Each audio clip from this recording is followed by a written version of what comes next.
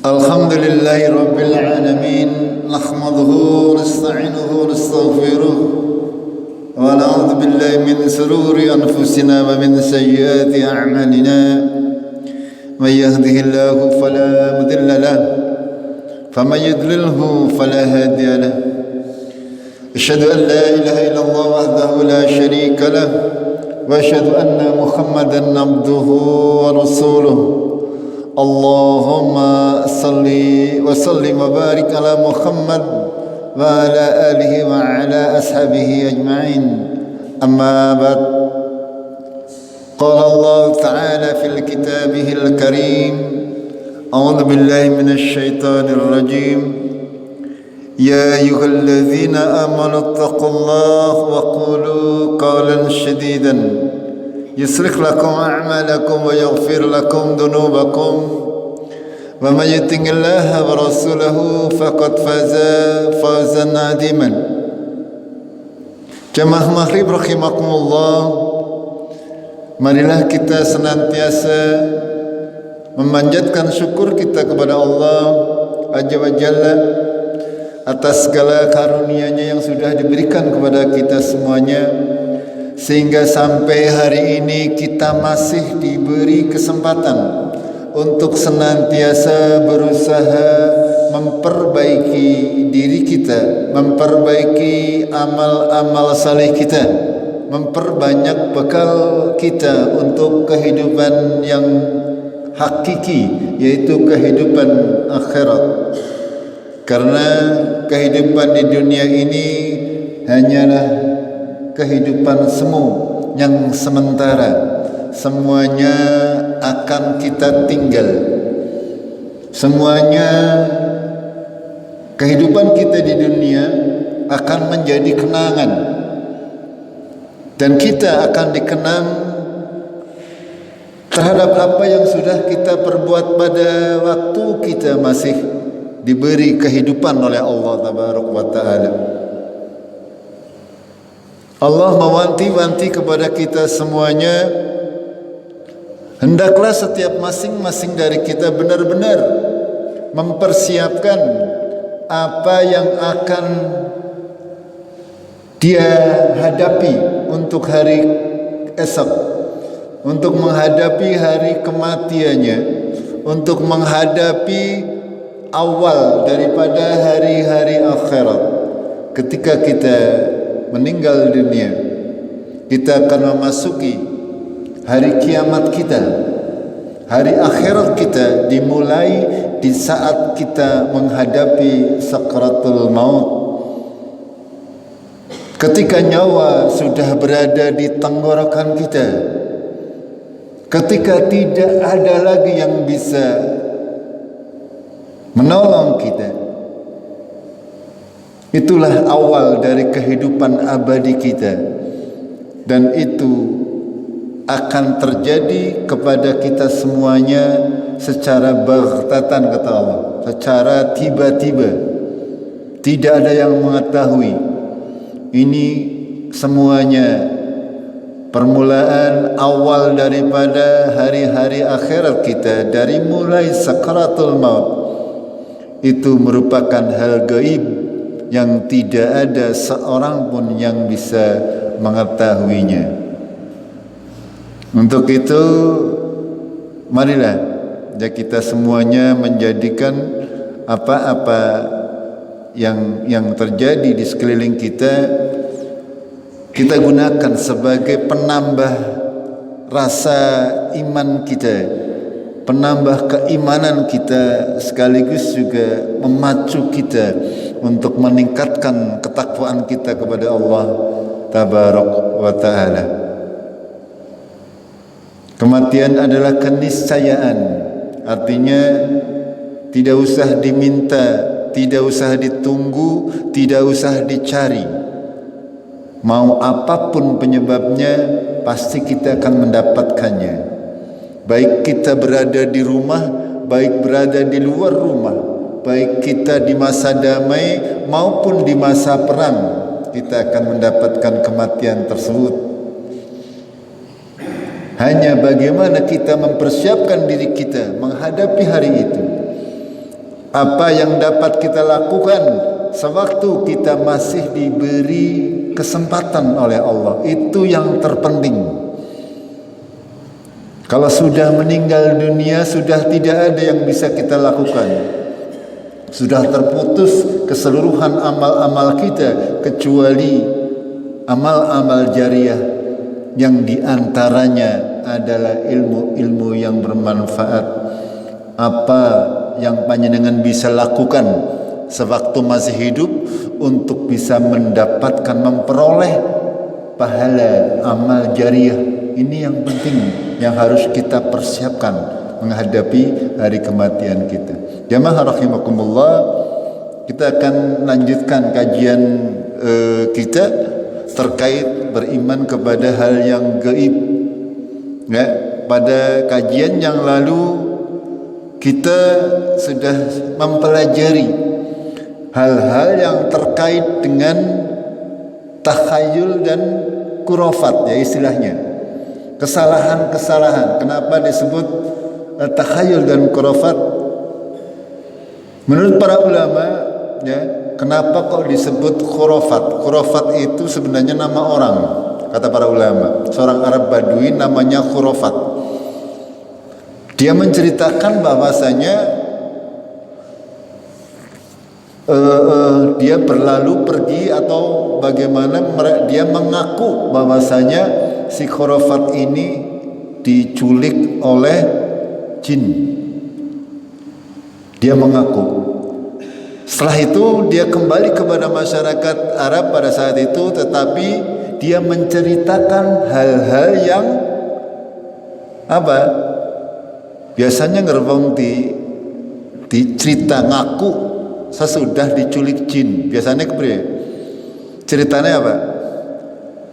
Ceritanya mandan ngawur. Gila betul. Iya, ini. Ya ini sejarahnya seperti itu. Sehingga orang-orang mengenal bahwasanya khurafat ini adalah cerita-cerita yang tidak benar. Cerita-cerita yang banyak mengandung karangan. Makanya sampai hari ini istilahnya itu adalah diistilahkan dengan istilah khurafat. Itu. Jadi pada prinsipnya yang namanya khurafat adalah cerita-cerita yang tidak dijamin kebenarannya. Paham nggak? Namanya khurafat. Semua cerita yang tidak ada jaminan kebenarannya ini namanya khurafat. Ya. Sedangkan takhayul itu asal katanya daripada khayal. Ya. Takhayul gue khayal berarti kepercayaan atau cerita yang berdasarkan apa? Khayalan. Nah, itu. Takhayul gue cerita sing asline jajane khayalan manusia. Manusia mengkhayal sing jenenge setan piye, gambarane wong wadon, rambutnya dawa, ya, kadang-kadang berbentuk yang macam-macam tergantung daerahnya. Ada juga yang menggambarkan setan itu berbentuk wanita dan berwajah sangat cantik. Ini jeres apa?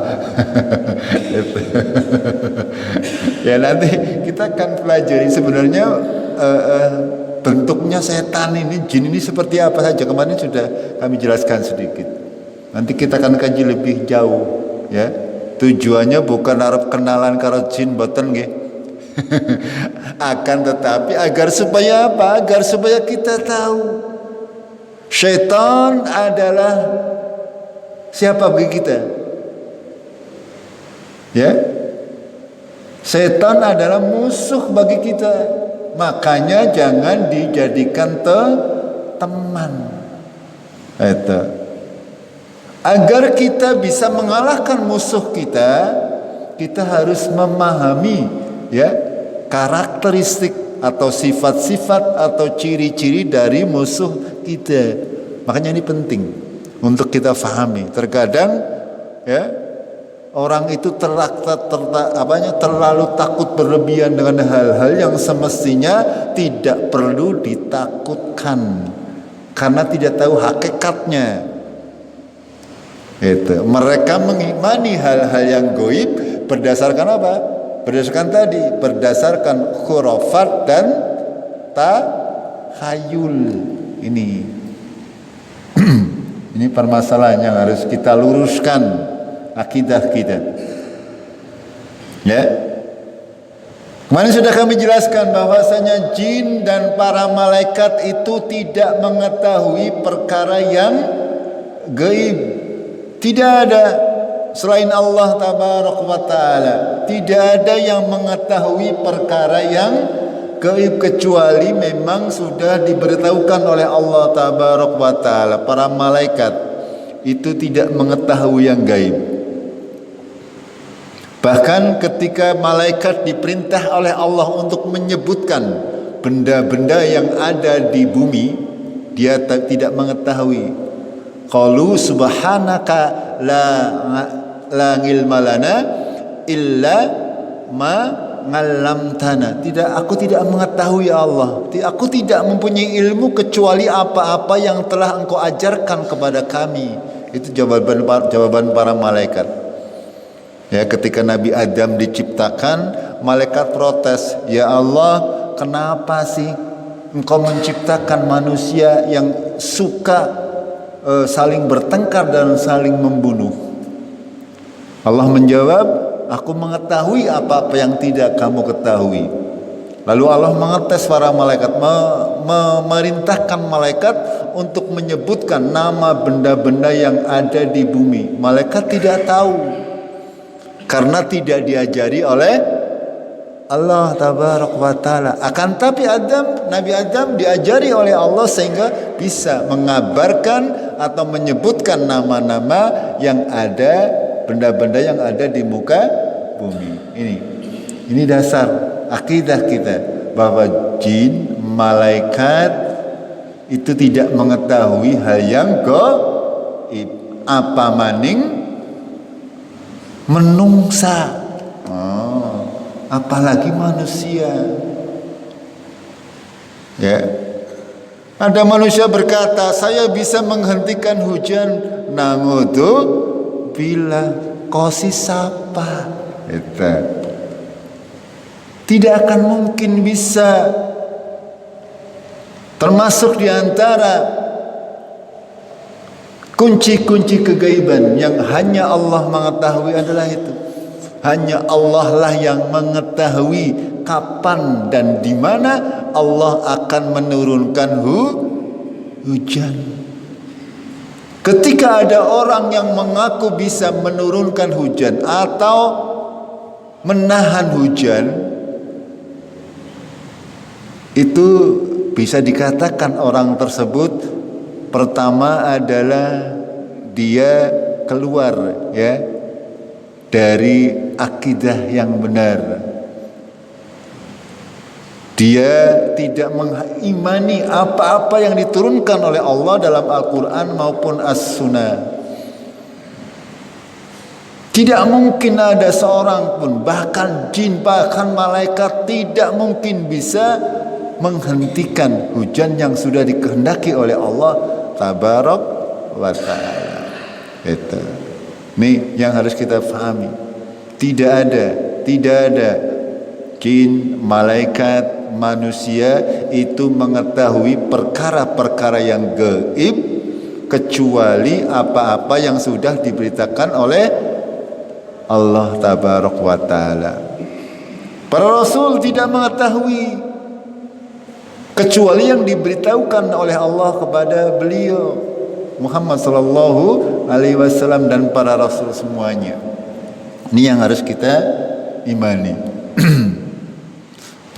Lalu kemarin kita juga sudah sedikit mempelajari tentang khurafat dan tahayul terkait bahwasanya kalau ada orang mati itu bisa menjadi arwah gentayangan selama 40 hari atau 7 hari isi ubek-ubek niliki pedangan jere. Itu ya. Ini namanya khurafat atau khurafat dan tahayul ini bareng. Ya, karena tadi kan kita definisinya khurafat adalah apa? Berita-berita yang tidak benar, banyak ngelombonya, berdasarkan tahayul, berdasarkan khayalan. Itu. Berdasarkan khayalan. Mungkin ya panjenengan 1-2 orang mendapati ya ketika ada orang baru meninggal dunia malamnya keton lagi apa biasa nih jogrok. Ini apa? Ini takhayul, apa? Menghayal orang tersebut. Orang tersebut yukhayyalu dalam bahasa Arabnya. Seperti Nabi Musa. Nabi Musa ketika tukang sihir Raja Fir'aun melemparkan tongkat karena ada pengaruh sihir daripada tukang sihir, sehingga Nabi Musa berkhayal bahwa tongkat-tongkat tersebut adalah kaya ular, sama ya konteksnya dengan hal-hal yang sering kita dapati di masyarakat kita ya. Orang baru meninggal dunia katanya melihat si fulan yang sudah meninggal dunia lagi ya di rumah lah, lagi duduk di mana lah. Itu semuanya sekali lagi tidak mungkin. Karena antara orang hidup dan orang yang sudah meninggal, ketika kita sudah meninggal, kita memasuki alam arwah. Antara alam akhirat arwah ini, alam arwah dan alam dunia ada barzakh. Barzakh itu dinding. Ya, makanya alam kubur dinamakan alam barzakh. Itu seperti itu. Ada dinding penyekatnya. Tidak mungkin orang yang hidup masuk ke dalam alam arwah, begitu juga alam roh. Tidak mungkin orang yang berada di alam arwah masuk ke dalam alam dunia. Ini akidah. Dan penyebabnya apa? Ketika ada orang bisa kadang mengaku, bukan bisa, mengaku melihat sesuatu. Ini banyak permasalahannya, banyak penyebabnya. Ya, banyak penyebabnya. Yang utama kata para ulama adalah karena faktor-faktor psikologi. Ini karena faktor-faktor psikologi. Kita dari kecil ya kebanyakan dirasuki oleh pemikiran-pemikiran yang isinya khurafat dan takhayul, sehingga pemikiran kita ketika kita melihat sesuatu yang kelihatan aneh langsung tertuju ke sana, sehingga terkhayalkan atau tergambarkan di pikiran kita seperti itu. Ini sing pada kecing-kecing biasanya. Ya panjenengan perhatikan sing biasa jere weruh wong ajek nopo beda-beda. Ajek mau ya wongnya itu saja. Kita punya beberapa teman sing jere cokan gampang ini ya orangnya ajek kenapa kan? Itu. Secara ilmiah orang seperti itu memang punya kekurangan dalam psikologinya. Ada penyakit. Termasuk kalau panjenengan memahami istilah indigo, anak indigo. Anak indigo itu anak yang mempunyai kelainan. Ya, kalau orang yang tidak paham mereka bangga dengan keindigoannya. Ya, indigo itu katanya bisa meramal masa depan, bisa menerawang, bisa melihat segala macam. Padahal menurut syariat itu adalah penyakit. Kalau ada anak kita, ya, biasanya anak umur 5 tahun ke bawah itu biasanya punya teman-teman imajinatif. Khayalan, teman-teman khayalan. Itu. Kalau itu tidak diluruskan oleh orang tuanya, akan berkembang sampai dewasa seperti itu. Ini adalah penyakit kejiwaan yang harus segera dibetul-betulkan. Kalau sudah dewasa akan sangat berpengaruh terhadap kejiwaan orang tersebut. Ini, ya.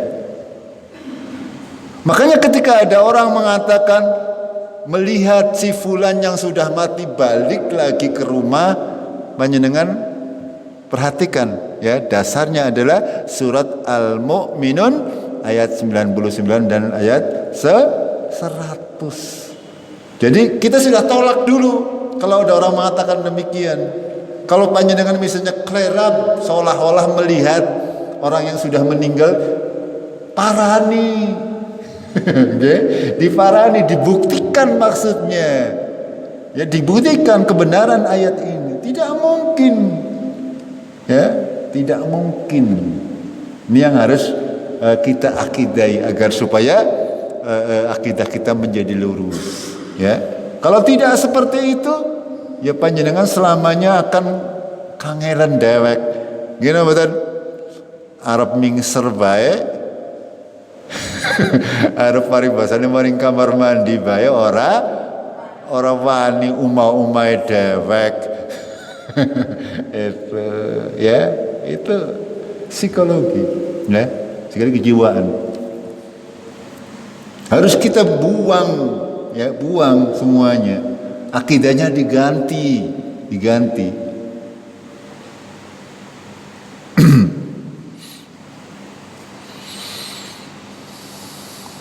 Lalu berikutnya adalah terkait ada yang istilahnya alap berkah.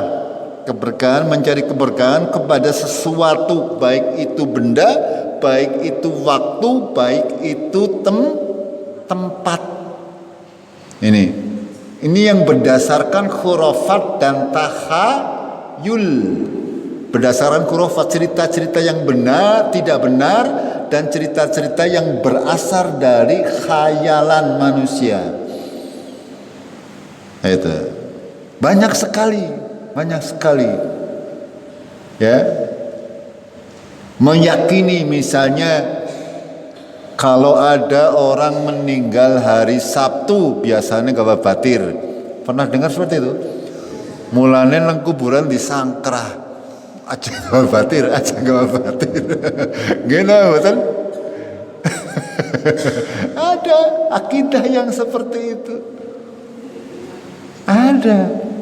Ini bagaimana, dasarnya dari mana? Kok kita tahu kalau meninggal hari Sabtu mengko gawa batir? Kalau memang dilalah gawa batir, ya memang seperti itu. Bukan berarti patokan mau sing ninggal dina setu mesti bawa gawa batir orang. Yang harus kita imani adalah sabda Rasulullah. Termasuk di antara tanda husnul khotimah adalah meninggal pada hari Jumat. Itu seperti itu.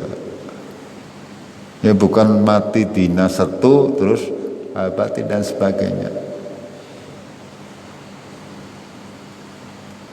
Ya. Begitu juga dengan terkait tempat-tempat yang diyakini oleh manusia, oleh orang dapat memberikan keberkahan. Kecuali yang dikabarkan oleh Rasulullah Sallallahu Alaihi Wasallam.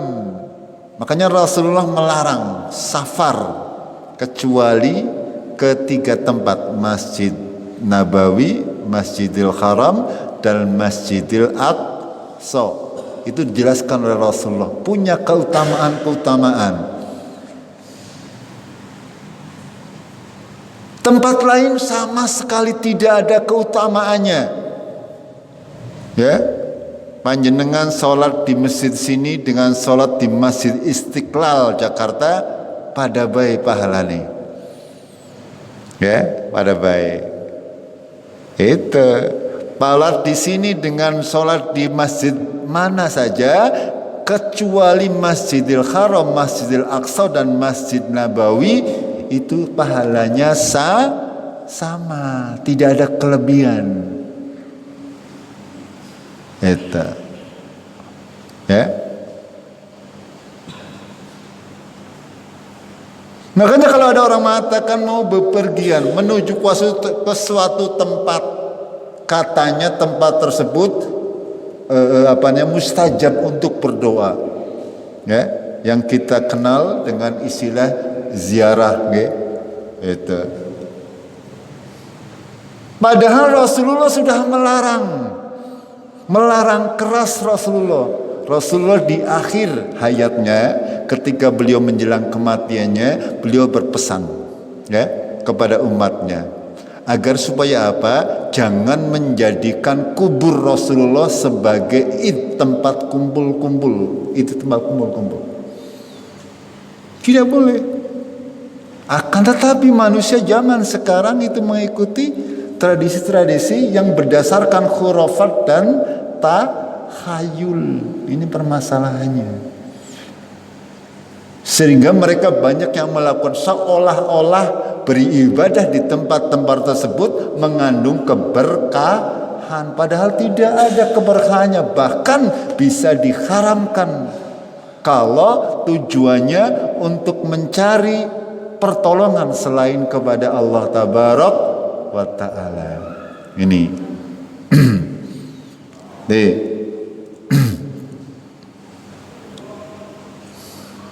ya.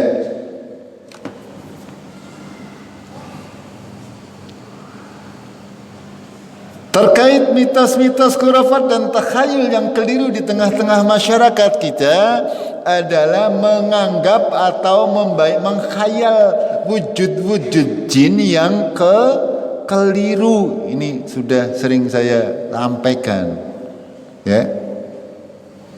Karena ini hal gaib, makhluk yang diciptakan oleh Allah, memang kodratnya bahwasanya jin itu tidak terlihat, tidak bakalan terlihat oleh manusia. Tidak bakalan. Dalam wujud aslinya, jin tidak akan bisa dilihat oleh manusia kecuali para rasul dan para anbiya yang diizinkan oleh Allah. Manusia sama sekali tidak. Innahu huwa wa qabiluhu yarakum min khaisu la tarawnahum, surat Al-A'raf ayat 27. Sesungguhnya dia, iblis dan bala tentaranya, mereka melihat kalian manusia dari tempat di mana kalian tidak bisa melihatnya. Ini akidah kaum muslimin. Sehingga kalau ada orang mengaku bisa melihat jin, itu pantas dipertanyakan. Itu, kowe sing deleng jin apa numung khayalan? Iya itu. Ini kembali lagi karena ini bersumber berdasarkan khurafat dan takhayul. Karena Rasulullah mengabarkan kepada kita semuanya bahwasanya bentuk-bentuk jin itu ada 3 golongan, kata Rasulullah. Ya. Yang pertama golongan yang mempunyai sayap. Yang kedua adalah golongan yang bisa berubah menjadi ular dan kalajengking. Yang ketiga adalah golongan yang bisa berpindah-pindah. Ini yang dikabarkan oleh Rasulullah sallallahu alaihi wasallam. Sementara yang beredar di lingkungan kita, hantu sing tayang mabur apa? Ada? Gak ada, gitu? Gak ada. Gak ada.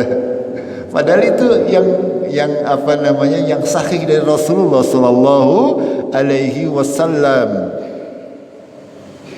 Ya. Di Al-Quran banyak dijelaskan kemampuan bangsa jin ini.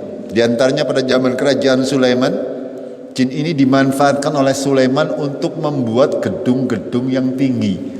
Berarti jin juga punya kemampuan dadi tukang kayu maupun tukang batu. Itu dijelaskan oleh Allah dalam dalam Al-Quran pada saat kerajaan Sulaiman. Jin dikuasai oleh Sulaiman, diperbudak oleh Sulaiman, ya, ditundukkan oleh Sulaiman, ya, untuk membuat kolam-kolam untuk membuat bangunan-bangunan yang tinggi. Itu. Di antaranya juga pada zaman kerajaan Sulaiman, jin yang namanya Ifrit. Ifrit itu jin yang paling bandel, okay? Setan yang paling kuat. Itu bisa memindahkan singgasananya Ratu Bilqis. Itu di antara kemampuan jin, tapi tidak semua otomatis sama seperti manusianya. Seperti manusia, kemampuannya berbeda-beda. Itu. Makanya ketika kita punya pemahaman yang sahih, yang benar, ketika kita mendengar cerita-cerita yang berdasarkan khurafat dan takhayul, kita tidak lekas percaya.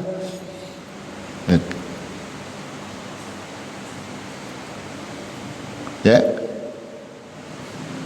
Dalam hadis-hadis yang dijelaskan oleh Rasulullah sallallahu alaihi wasallam bahwasanya jin ini juga mereka adalah ada yang muslim, ada yang kafir.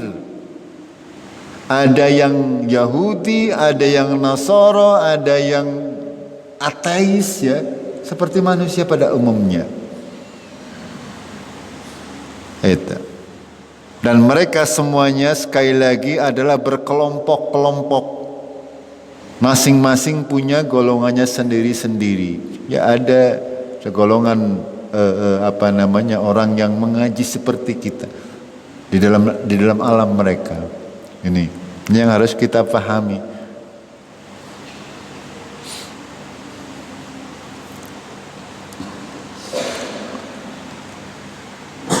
Dalam surat Al-Baqarah ayat 102 Allah menceritakan hal-hal yang terkait kegaiban-kegaiban yang diajarkan oleh syaitan-syaitan. Ya. Untuk apa? Tujuannya yang utama adalah untuk menipu umat manusia. Ya. Ini. Allah menceritakan, A'udzubillahi minasyaitonirrajim. Ini sudah pernah kami jelaskan juga. Wattaba'u ma tatlus syayatin 'ala mulki Sulaiman. Dan mereka orang-orang fasik dari kalangan Bani Israel, mereka mengikuti apa-apa yang dibacakan oleh syaitan. Ya. Dibacakan oleh syaitan pada saat kerajaan Nabi Sulaiman. Nabi Sulaiman itu di samping seorang rasul, nabi, juga seorang raja. Ya, raja yang kaya raya. Yang raja ya kaya raya. Itu menguasai seluruh manusia pada saat itu, dan termasuk di dalamnya menguasai bangsa jin. Dan di antara mukjizat beliau juga mengetahui bahasa binatang. Itu Nabi Sulaiman. Itu semuanya tidak bisa dicari. Itu pemberian dari Allah Tabaraka wa Taala. Ya, kita tidak bisa. Lalu Allah menjelaskan, wa ma kafara Sulaiman. Nabi Sulaiman tidak kafir. Walakinna syayatina kafaru, akan tapi syaitanlah yang kafir.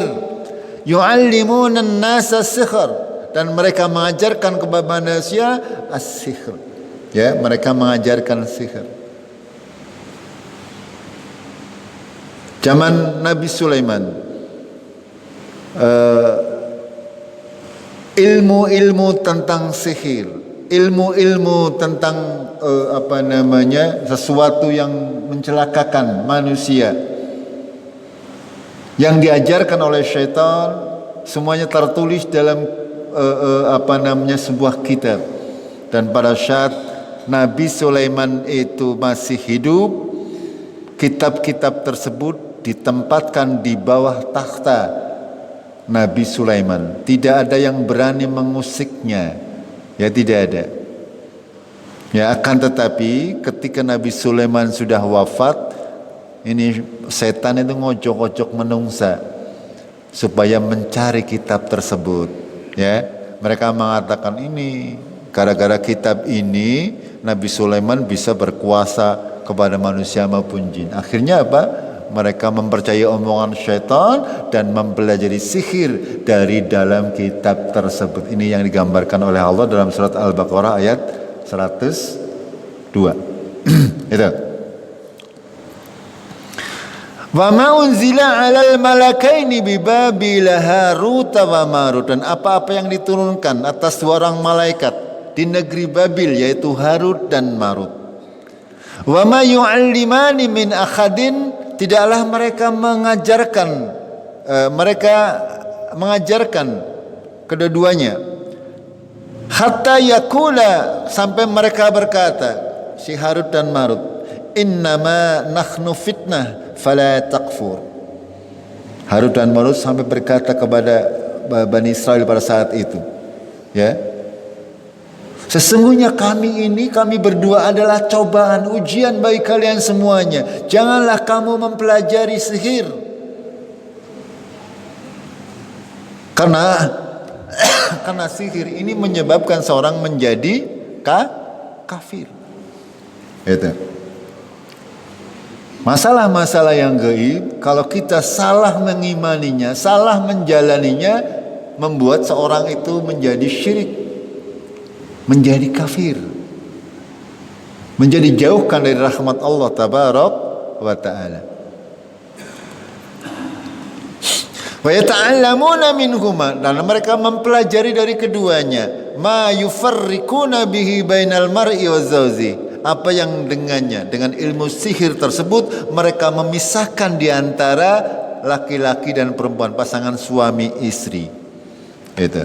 Mereka mempelajari dari syaitan sebuah ilmu, ya, ilmu sihir yang bisa membuat hubungan suami istri menjadi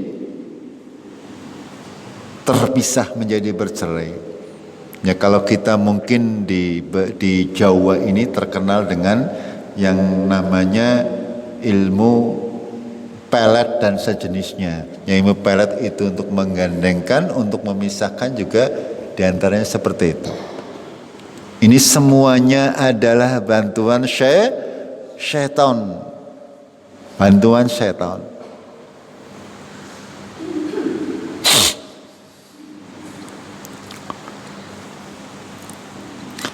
Perhatikan kalimat berikutnya, Allah berfirman, wa ma hum bidzarrina bihi min akhadin illa biidznillah. Orang-orang tersebut, orang-orang yang meminta bantuan jin dan syaitan, yang berusaha untuk menyelakakan manusia, ya, tidak akan mungkin bisa mencelakakan manusia kecuali dengan izin. Paham gak? Ya, kenapa kita harus takut? Ya, kenapa kita harus takut? Ya, ini harus kita pahami. Ini ayat sekaligus yang menjadi senjata kita, agar kita ketika ada orang yang katanya begini begitu, tidak usah takut, tidak usah gumun, tidak usah takjub. Bahkan kita harus merasa paribasanya jijik. Itu. Karena ini orang sudah bersekutu dengan jin, syaitan dari golongan jin. Ini. Di sini Allah menandaskan, wa ma hum bidzarrina bihi min akhadin illa biidznillah. Mereka tidak mungkin bisa memberi mudarat, mencelakai manusia kecuali dengan izin Allah. Itu akidah kita. Ketika panjenengan satu kampung berkumpul, ya, berusaha mencelakai saya seorang diri, misalnya ada 100 dukun berkumpul berusaha nyantet saya misalnya, tidak akan mungkin bisa kecuali dengan izin Allah. Begitu juga ada 100 presiden berusaha mengangkat derajat saya untuk menjadi misalnya presiden yang baru, tidak mungkin mereka bisa memberi manfaat kecuali dengan izin Allah. Ini yang harus kita pahami. Ini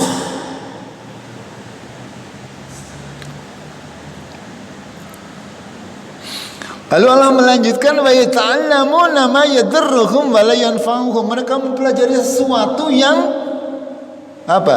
Memberikan mudarat kepada mereka, mencelakakan mereka, bahkan wa la yanfa'uhum, tidak bermanfaat sama sekali. Ini yang harus kita akidai, bahwa ketika kita mempelajari sesuatu yang bersifat kesyirikan, sama sekali tidak bermanfaat, bahkan mendatangkan madarat, mendatangkan kebinasaan kepada kita.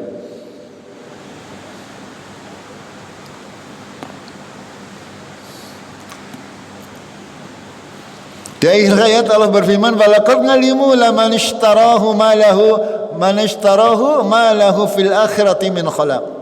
Dan sungguh mereka, orang-orang yang mempelajari sihir, orang-orang yang menyimpang dari akidah yang benar,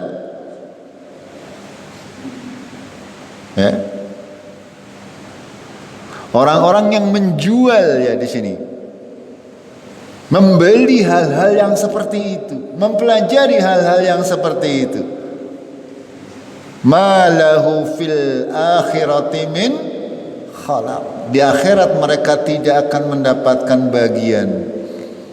Ya, kita tahu ketika seorang itu syirik kepada Allah, habitat a'malahum fid dunya wal akhirah. Sia-sia amalnya di dunia maupun di akhirat. Di akhirat mereka tidak mendapatkan pahala sama sekali. Ya, walaupun kita sholat, walaupun kita puasa, akan tapi ketika kita banyak melakukan kesyirikan, maka di akhirat kita tidak akan mendapatkan bagian sama sekali.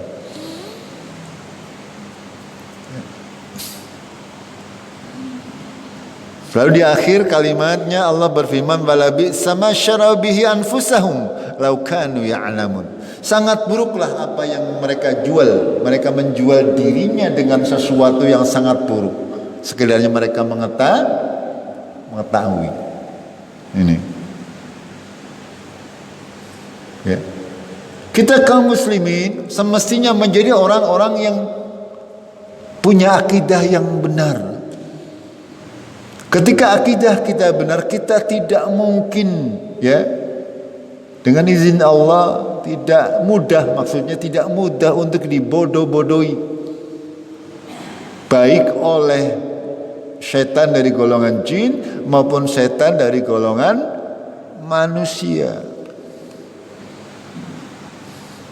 Ya, kadang kita sangat-sangat mudah dilomboni, ujung-ujungnya panjenengan kudu ngetokna duit ini, mudah-mudahan tidak ada lagi, Di sini maksudnya, kalau di sana-sana sih saya nggak tahu. Kalau di sana-sana sih masih sangat ramai dukun, jenenge dukun gie larise entah ampun gie. Sing jenenge jimat didol laris. Ya, sing jenenge penglaris didol ya laris. Angger pancen penglaris itu manjur ya jajal ya, seperti saya bilang, dodolan roti siji regane 10.000. Nganggep penglaris jajal tayang payu napa mboten. Eta. Ini kadang juga orang-orang yang seperti itu, mereka hanya menggunakan tipuan-tipuan, Ini yang harus kita sikapi dengan akidah yang benar. Ketika akidah kita benar, insya Allah kita tidak mudah tertipu. Kalau sudah tertipu, kita rugi di dunia dan di akhirat. Di dunianya duitnya hilang, nang akhirat apa nasi hilang? amale amale sing ilang, pahala sholatnya, pahala puasanya, pahala sedekahnya. Itu jamaah rahimakumullah, itu sebagai mukaddimah ya tentang hal-hal gaib yang harus kita imani secara benar sesuai Al-Quran dan As-Sunnah. Insyaallah kajian yang akan datang kita akan pelajari lebih jauh terkait alam jin ya. Kita sudah mempelajari rukun iman terkait alam malaikat ya.